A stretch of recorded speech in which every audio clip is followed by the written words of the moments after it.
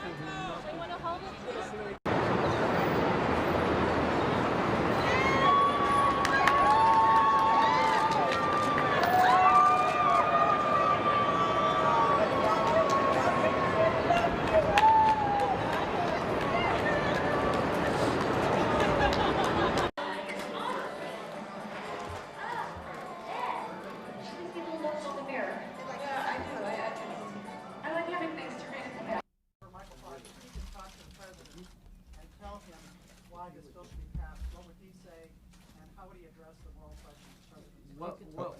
What would I say? What would the president say? Because that's easier. It's easier to do that.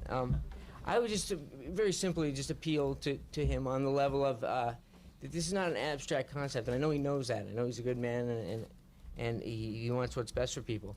That it's very real that hourglass that Senator Specter had is true. That the sands are running through that hourglass, and time is running out for people and their families that care for them. And we have an opportunity here to move forward with something. I mean, these are all good people. No one here is a mad scientist. No one here wants to do anything that is ethically or morally wrong. I think everybody's guided by the same principles and the same goal, which is to help people. We just think that those people are here now. They're waiting for answers. We have the ability to help them. We have the procedures to allow this funding to happen. And I just think there's no compelling reason not to. And if the argument is that argument about destroying the life of that embryo, that happens anyway on a large scale. Those cells are being destroyed on a daily basis. And by the president saying that certain cell lines can be available, he's already basically said, I think this is viable work. I think this is quality research and quality science. I'm just saying you can't do this much of it. You can do this much of it. Well, once you say we can do this much of it, what's the difference?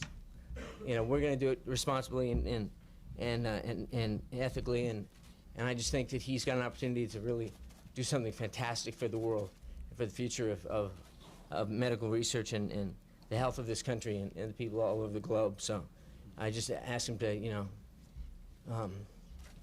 carpe diem.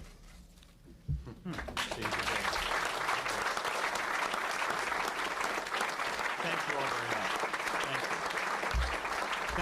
Thank you. Let's get the phones ringing, the emails. Come on, let's make this happen before the end of the month. Thank you all very much.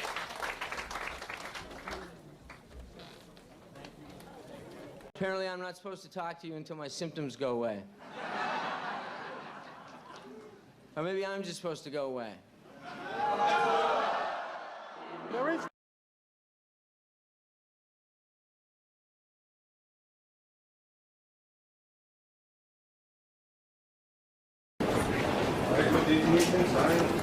Hey, son, what do you think?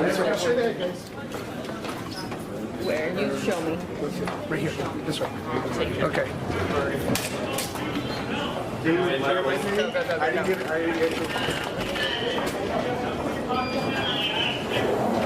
How are you, Michael? Man, it's good to see you. Hey, did you encounter any of the protesters here in LAX today? No, back up.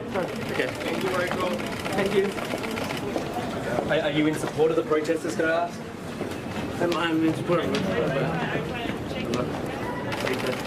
A free country? You think that what they're saying is valid? Would you hold a sign? I don't know who you are, so I'm from TMZ. Would you hold a sign if you get the positive message? I don't know what I do. I support freedom. Oh, fantastic. Well, thank you so much. Lovely work, man. Cheers, man.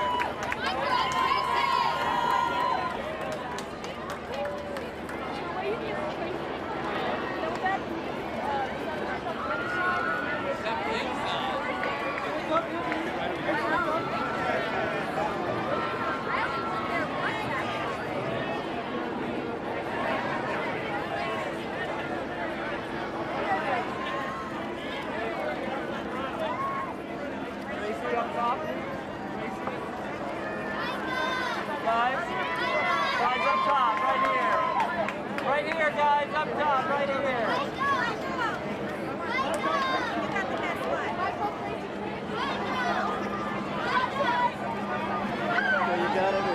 Kind of shot through here where you see they all have the yellow bands on.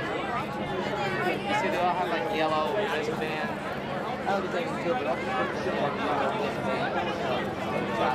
See, I don't know.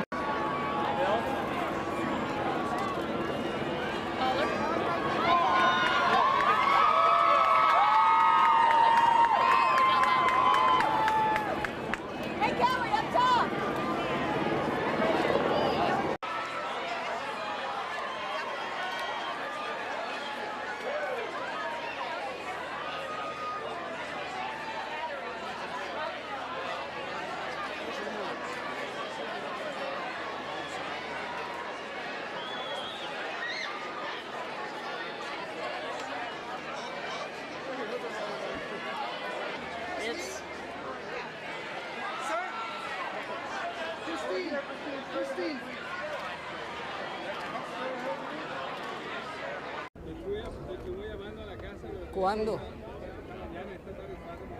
Ah, sí, a lo mejor estaba mal.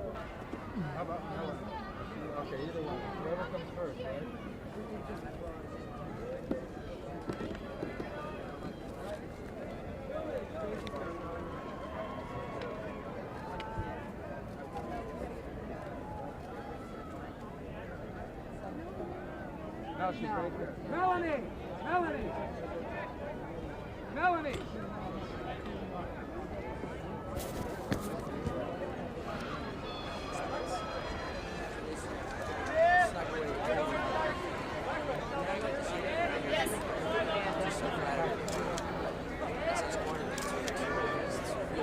Well, you both look terrific. Michael, tell me a little bit, how do you...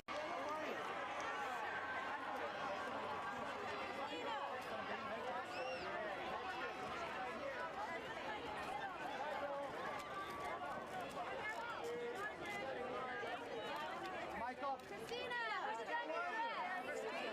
Who designed your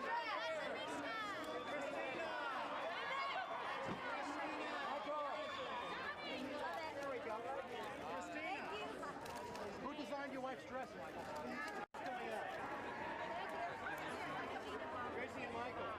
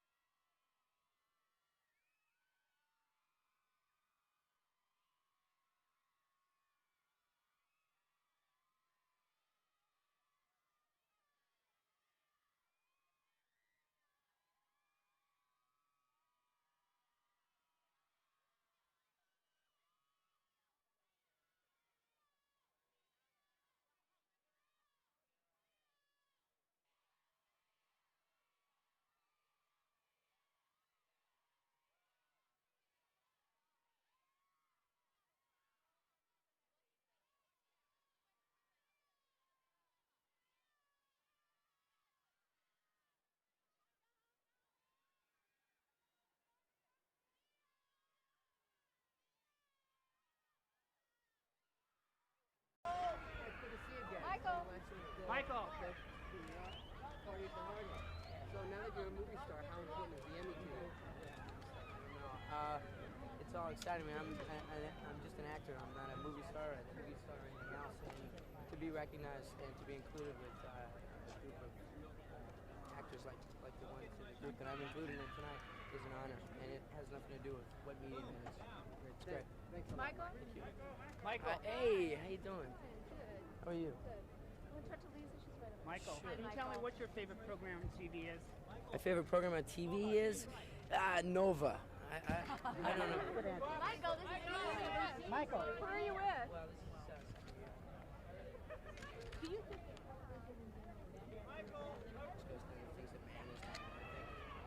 that quality, it's a copycat like it has always been in television, but now the idea is to copy quality instead of jiggle shows and stuff.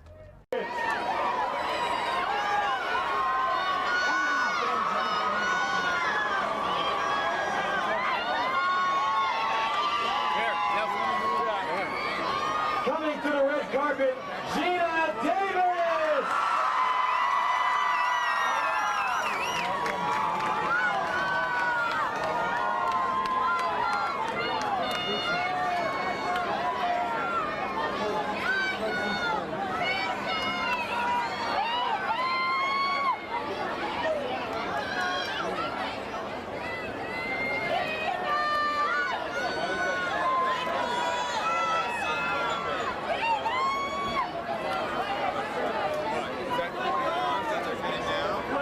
Michael Tracy! Rise up high!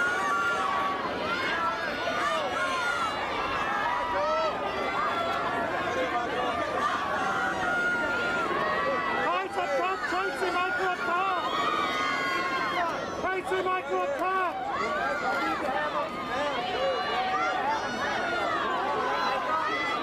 Michael! Michael up top! Michael!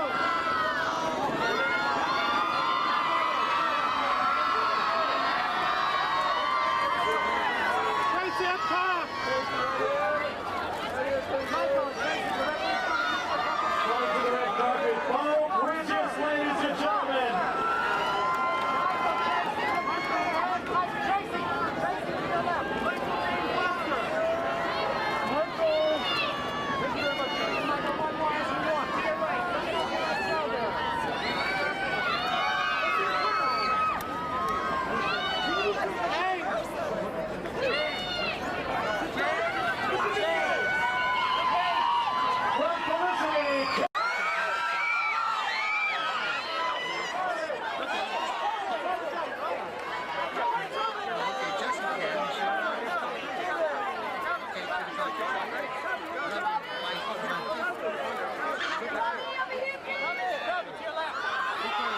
So they're running back and forth on it.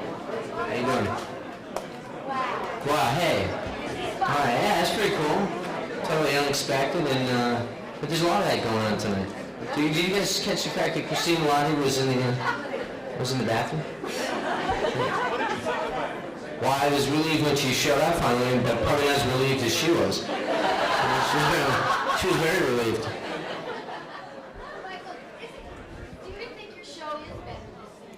I mean, it was good the first time, right? Well, yeah, there's a couple of factors. One is like anything, as it goes on, as you have more time to work with it, gets better and grows. And the other thing is that audiences are more familiar with the characters, so that there's a lot more stuff that gets laughs or gets understood just by the basis of familiarity. But it's kind of, we work in a vacuum in a sense. We're aware that if people watching and they come up and they comment and all that. When we're doing it, we're just really busting our butts to do the best show that we can. We have an amazing group of writers and just a great group of actors that they're so sweet and so talented. We're just digging it, we just love it. And so you pop your head up and somebody goes, "You're nominated for this award," and we go, "Oh, that's cool too." But what's really cool is just having the job.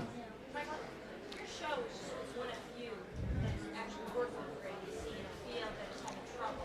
How does it feel to feel like the cast and crew really is one of the few successful sitcoms? We really do try not to, other than the fact that we like to get picked up and we like to come back, which has already been told to us is happening. We just really, our focus is do the best show that we can do, regardless of what network we're on, because it doesn't really matter First of all, ABC's been great to us and really supportive, and when they changed our time, they didn't make us change our show. And the other is, if you're on NBC, then that's a whole other set of issues. And if you're on CBS, that's a whole other set of issues, and Fox as well. So the bottom line is, we're really lucky to be able to do this for a living. We just try to do it the best we can, and if you get invited back to the party next year, then we do it again. I don't know. 8 o'clock in a strange way has kind of worked out for us because we head off the most successful night and we win our time slot. I'd like for the people in Colorado to be able to see the show at some point. People in the middle of the country and not be coming home from work. But, those aren't my decisions to make, and we'll just, wherever we are, we'll do the best we can. Yes. Well, we're nasty, nasty people. Well, here's the thing. I don't program, so I can't do anything about that. The one thing that I was aware of when they did was I said, well, here's a network that is doing a block of what they're promoting as adult comedies. Beyond that, I pick and choose which shows my kid watches, but I can't. Like I said, there's a certain point where you kind of go, what can I do?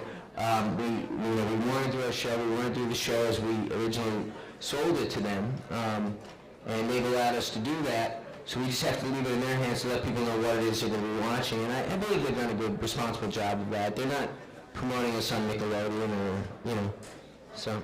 Like I said, I have an 8-year-old boy, and I pick and choose which episodes. And, you can read the synopsis. If it says, the mayor has a sex change operation, don't let him watch it. If it says, Snuffy the Clown shows up, then we might let him stay out. But that's, like I say, it's a tough thing, but it's out of my hands. Michael, in the world of comedy, everybody's talking about Jerry Seinfeld. How does it feel to be Jerry Seinfeld this year? Well, if you remember, I talked about Jerry Seinfeld too. He's worthy of discussion.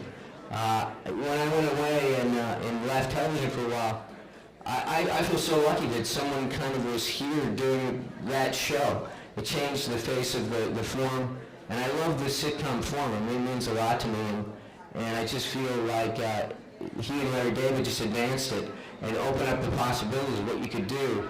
So when I came back, it was like, wow, we can do all kinds of stuff now. We don't have to do three scenes, act read 3 scenes, Alex apologizes, and then, we go home. So that's great. I wish the show was going off the air. I love this show. I really am going to miss it as a fan. The one where basically George does the cleaning lady. Are you talking about Seinfeld? The one that he buys her the goofy sweater with the flaw on it and she gets all mad at him. When I saw that, he goes in and he says to his boss, and what he did, his boss says, "You're fired," and he goes, "Oh, you mean you can't do that?" Okay, I know that now. It'll be okay. It's a great show. Michael, can you hold up that statue? Sure. Congratulations. There you go. There's my name will be. Thank you. Next is... See, while you're standing around doing nothing, good morning, Clinton. How are you? Yeah, congratulations on the show. That was great. What do you think of this whole experience? I mean, this isn't the first time you walked down a red carpet.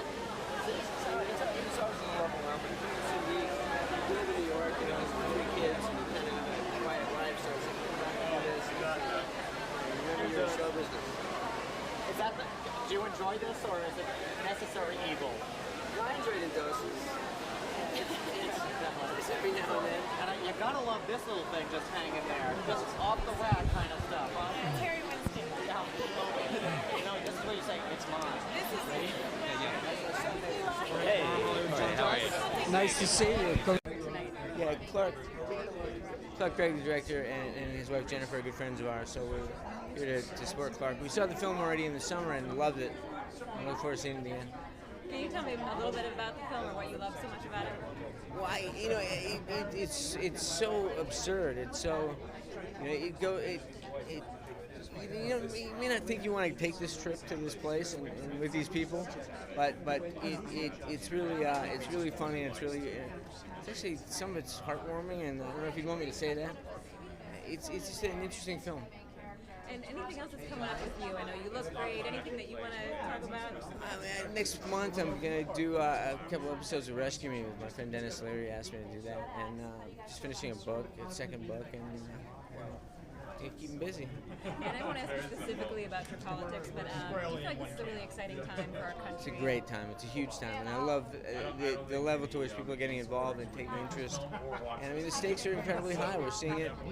We're seeing it now again with the economy. Just issue after issue after issue. We have to. What we do in these moments matters, and how we respond and who we choose to lead us is hugely important. Thank you so much. Thank you. Enjoy the film again. Ladies and gentlemen,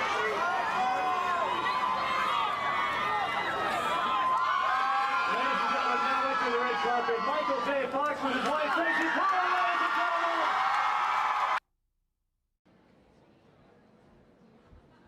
Every time, nothing changes. Did you say wiener? Wiener? Hi, how you doing? Yeah, this is really nice. It's this whole experience since I came back has been just like walking into a hug. You know, it's really been beautiful, and yeah, it's great. And one of the things I didn't also get a chance to say out there, because you get kind of nervous and you get up and look out there and all those people are there, but you know, it's real special that to share this with Bill Cosby. You know, it's a pretty good. It'd be pretty fair to say that I don't know how long the Keatons would have been around if it were not for the Huxtables, if they didn't move into the neighborhood. And so I'm ultra appreciative to him and to, you know, the Keatons thank the Huxtables for leaving the light on all those years and opening the door to a bigger audience for us. And so Bill, wherever you are, thank you very much. Wow.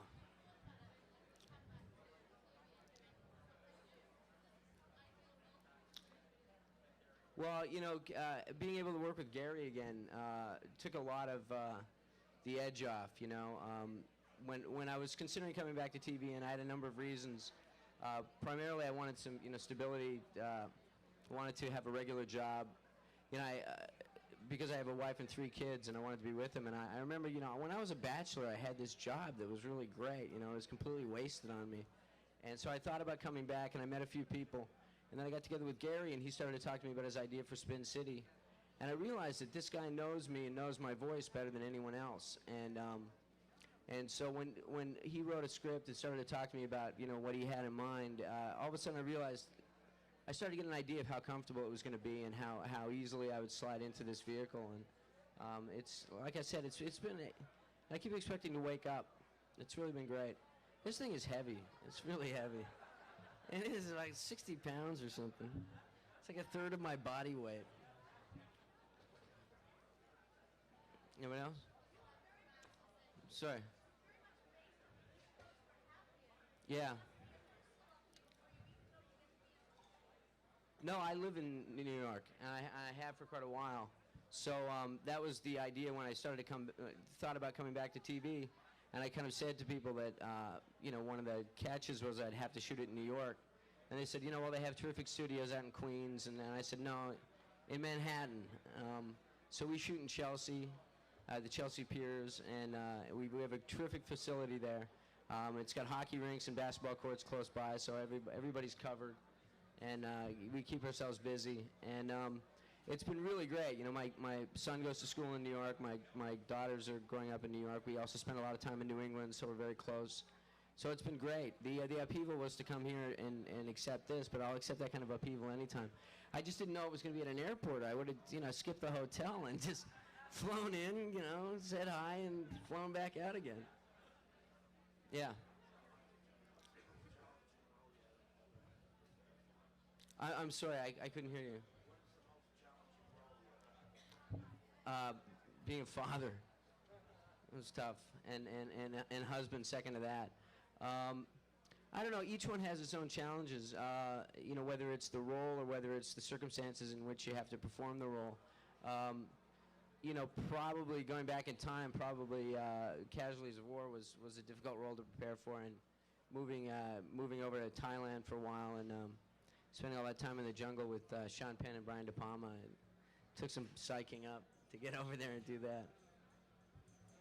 Thank you. All right.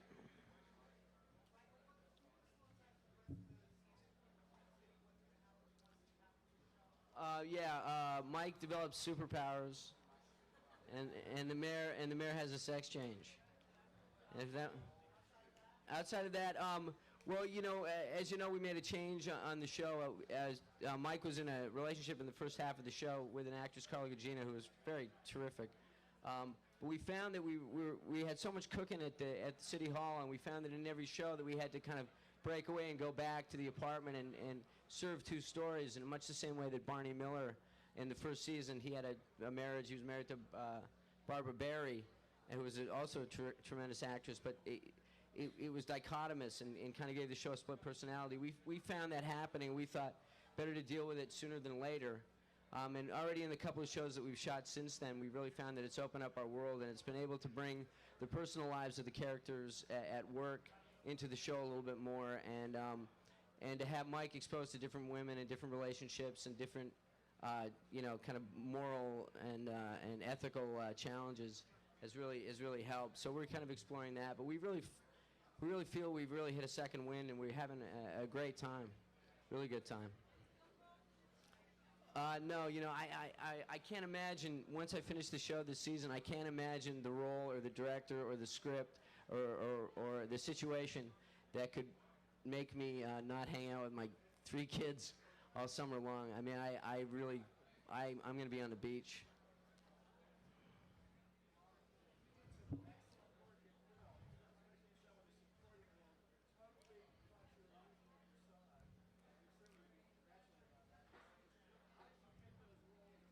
Well, I don't know. Did you see a film called Blue in the Face? That was me. So that was just natural walk-on. It was not. You know, I had a. Frank Spotnitz, David Nutter, the director of the pilot of Millennium, Ted Mann. Hello. Ken Dennis, Ken Horton, Jorge Zamacona, Chip Johannesson, and Mark Snow.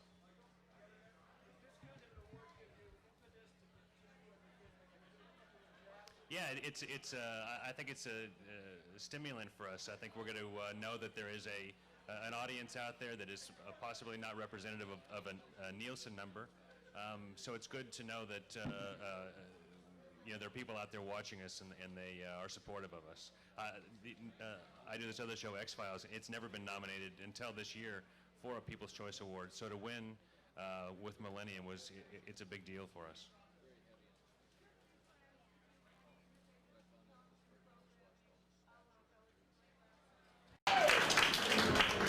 What do you mean? Yes, I not touch this. Bittersweet is the word that keeps coming up. Yeah. It's yeah. My mission tonight basically is not to weep. That's what it's all about tonight. And I have no idea what I said up there because it was a very emotional moment. But I'm real proud of the show. I'm real proud of what we've been able to do for the last 4 years. And these guys are just so nice to me. I don't know what I did for them. I must have mowed all their lawns or something when I did, but it's very sweet. Michael, it's an extraordinarily strong ensemble cast of the show. Amazing, amazing. What would you like to have happen to the show after? I'm absolutely happy with whatever, you know, happens in a way. I think that I'd love to see this show carry on, and if it does, I might even pop in every now and then. But it's kind of, at the same time too, ABC and DreamWorks have been so terrific to me, so that if they decide that that's feasible or viable, I don't want to, you know, drive them nuts about it. But you have an opinion, and they're going to be interested in it. Hey, listen, there are a lot of people who I'd like to see hang on to their jobs. Absolutely. I mean, it's a very strange feeling to wake up and one day go in and be the agent of change in so many lives. I mean, I had a big breakfast that day, believe me. That I was affected by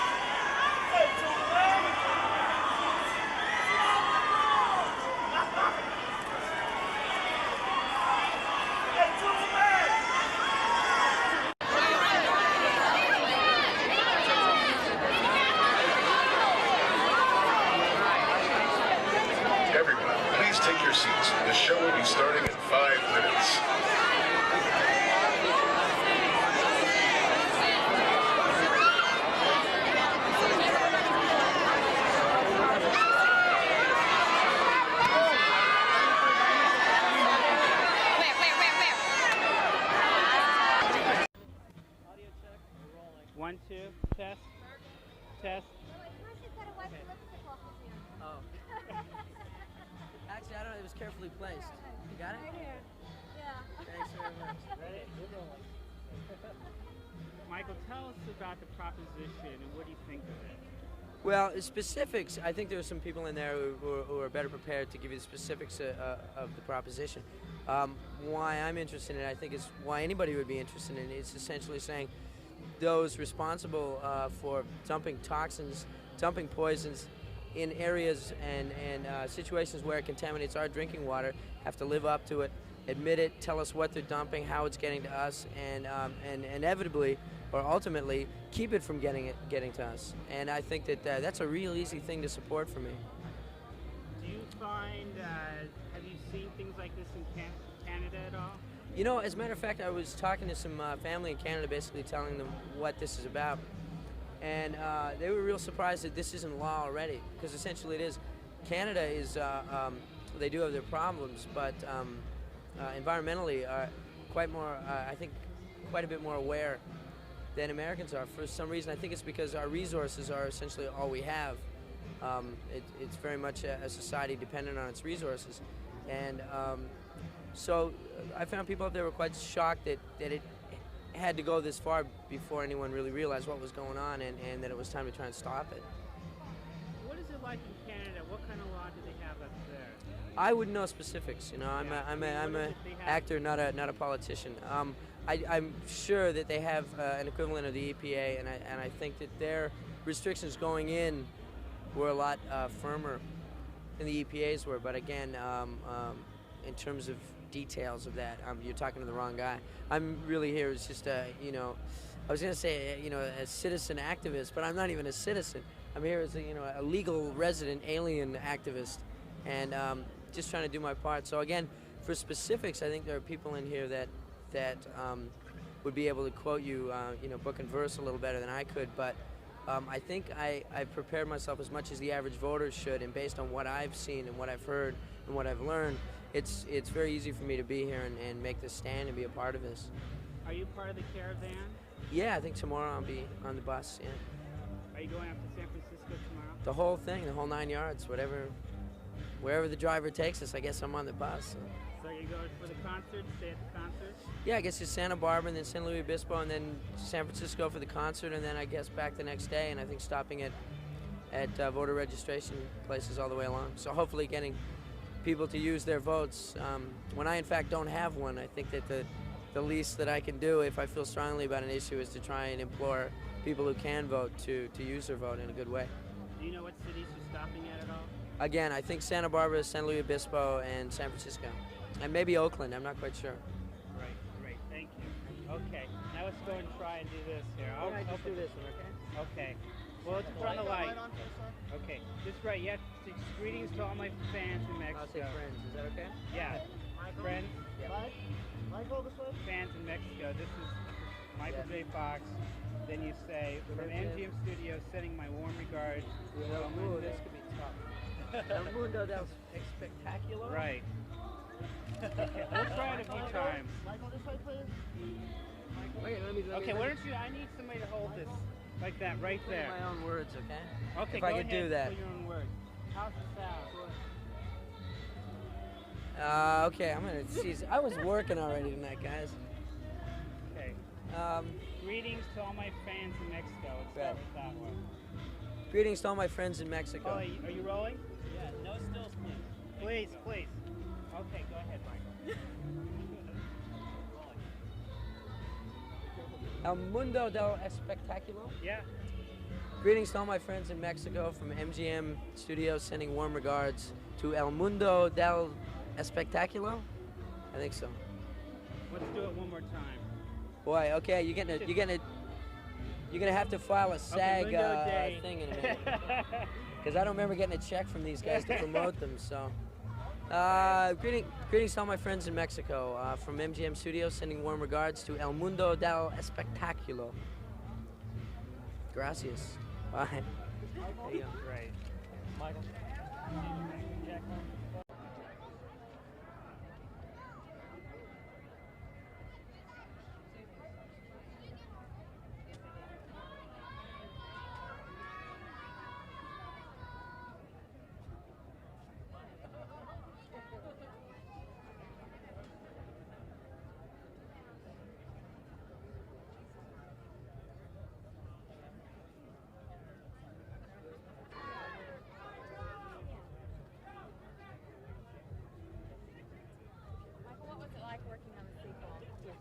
It was a good experience. It was a great experience. It was funny because I was just leaving Family Ties and all these people I'd known for 7 years, and when I went back to do Back to the Future, it was all these people that I hadn't seen in 5 years, but the same group of people.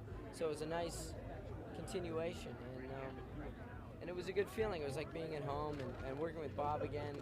You know, you do something with somebody, and then they go away and make Roger Rabbit, and they don't need to be with you any more than they need to be pushed down a flight of stairs, yet they come back and they work with you and put everything they have into it. You feel great about it. And I think, you know, I think the movie kicks ass. I think it's going to be great. Michael, do you think people are part of the reason for success and fascination with the future and trying to correct the past? Oh, absolutely. The whole premise of the first movie, this movie, and the next movie is built on possibilities, and that's what life's all about, is possibilities. What if, you know, Rudyard Kipling, if, you know, if is the biggest word in the English language, and what if are the two biggest words, and that's what that's what it's all built on, and the whole idea is if you're true to yourself and you're true to the people that love you, everything's going to be okay. So you can explore all the possibilities, but know that you can go home when you're done. One part of the movie, I went back to the Bad 85, reminded me of Wonderful Life. Went back and Oh, the Bad 85, yeah. Well, I think Bob Zemeckis would be the first to tip his hat to Frank Capra. I don't think he's shy about that at all. You know, there certainly are Capra-esque qualities, and the Bad 85 is a scary thing. There's a couple of good jokes in it, so I don't mind it in that way. But yeah, I'm really proud of Bob Zemeckis and Bob Gale, the director and writer, and co-producers, for what they've done here and the amount of effort they put into it and the amount of thought they put into it. I think it's a terrific script and a terrific film. Tracy, do you miss Michael the last year? It's good to have him. She's got a little tiny version of me at home. I get a It's miniature cute. version. Okay. Michael, Michael, what was your favorite? Michael, what was your favorite part of the movie that you had with all the stars? What was your favorite part? Of this movie? Yeah. Well, you know, the scenes that we did playing multiple characters was probably the most fun because in the first movie, you know, Marty is kind of the audience's point of view and kind of a tour guide in a very straight part. And I understood that and I relished that, being the person who points out to the audience the strange things along the way. But in part two, to be some of the strange things that I point out along the way was a thrill. It was fun. You know, it was fun to play my son and myself at 47 and my daughter. You know, it was a blast. Thank you. Thank you.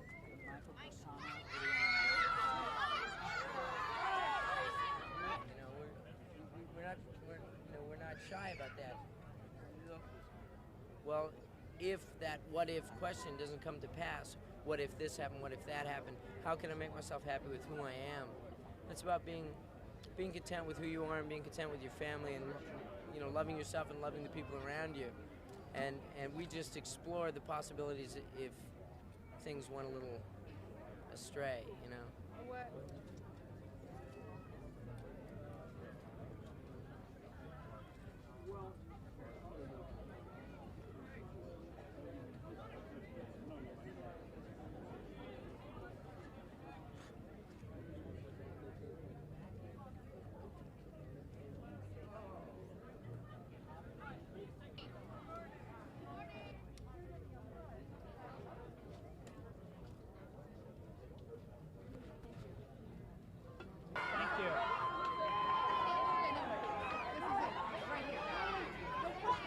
Well, you're gonna lose your shot, ma'am. If you just want to.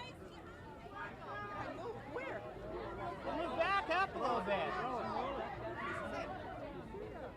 Just move. Are you interviewing him now? No, I can't move. I've got people behind me. Look. Dimwits.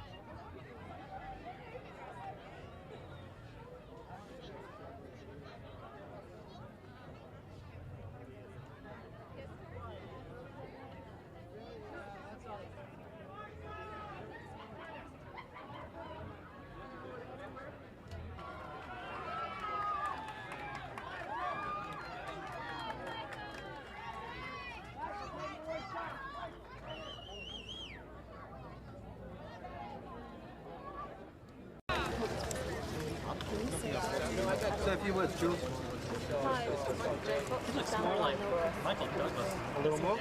Michael J. Fox just down the line for us.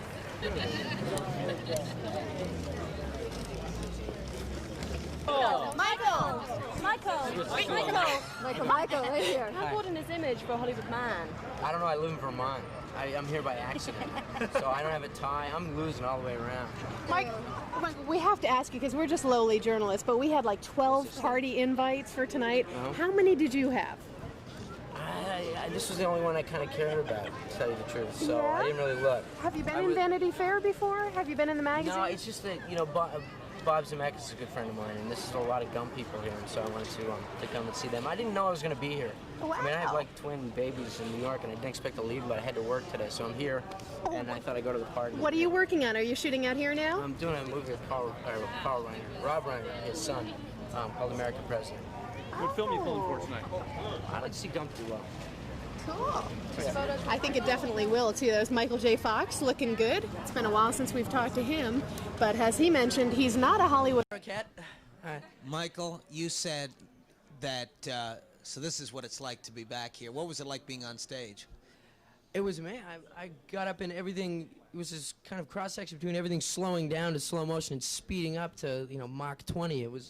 I was going through a million things, but I was just panicking that I might forget somebody. I mean, and if I did, you know, everyone who works on the show and all the writers and everything, these guys are brilliant. And it's, I was just happy, Sandy. What can I tell you? You know, I got one of these. What does it mean to you? I don't know. I mean, I don't know. I just got my green card 2 weeks ago, finally. And so, like, that's one kind of, you know, I know I'm here now and I can live here for good. And now I know that I'm wanted here. And it's great. I feel great. How would you describe this isn't a comedy award. How would you describe the comedy on the show? What quality do you feel it has? I don't know. I think you know, when you do a situation comedy, there's a necessity that you heighten reality, that you got to pump it, but make it real as you can, but interesting. And so we try to be human, try to be entertaining, try to be sometimes reflective. But I think honesty and I don't know, honesty about what families are all about. And hopefully most of them are funny, because I guess ours is, I'm happy to say. Okay. Who made you laugh when you were growing up? My dad, my brother Steve. My brother Steve I forgot to thank too, because he's really, except for all the bad parts of Alex is really my brother, and so I wanted to thank him. Boy, this is Michael J. Fox time of the world. This is like embarrassing, isn't it? I mean, someone's going to come to my house tomorrow and say, just kidding, give that back, leave. I don't know, it's great. Does all this success, all this acclaim, is any of that scary? Not really, I don't think so. I was just home a couple of weeks ago, and you get enough good spirit and enough ammunition, psychological healthy ammunition from being back there. They're coming back here. It's just, it's a party. And I just don't want to look back 10 years from now and say, boy, when I was doing Family Ties, why didn't I enjoy myself? Why didn't I have a good time? Why was I worried about what people thought, or worried about, you know, what I wore, or who I went out with, or whatever I'm supposed to worry about, the pressure. I just want to have a good time and do good work and get better all the time. Any superstitions like this can't last? This is just too much good luck for anybody? Nah. No, I just live one day at a time, and today has been a great one, and if tomorrow is too, then that'll be great, and if not, well, I had today. So, Michael, how would Alex respond to getting an award like this from his peers? He'd probably go and have it appraised immediately, and possibly, if it was expensive enough, pawn it and just take a picture of it, hang it, and then pawn the real thing. Well, you know, Alex is a real achiever and a real overachiever, and I think I was shocked and amazed I got this. Alex would have expected it. How is the film coming with Joan Jett? It's all done. I don't know. You'd have to ask Paul, Paul Schrader, but I think it's all right. Did you do your own singing? I did my own playing. My character came out in I think the first scene and said, "I don't sing," and that was like a ticket to paradise for me, because then from then on, when I tried to sing and was terrible, at least I had already said that I didn't sing. So I play guitar. Now that you have your green card, do you feel a good representative of American youth? Well, I'm still a Canadian, but I don't know. I'm an actor, and if I give people an energy or a feeling that they can use in a positive way in their own life, that's terrific. But my fullest obligation is to do the best job I can on stage, and if there's any good that comes after that, terrific. But how will we see you grow? You know, you grew a mustache. this is it, bud. Ah. It's like 5'4", man. Thank you. Yeah, the mustache. They didn't like the mustache. Is that it? Thanks very much.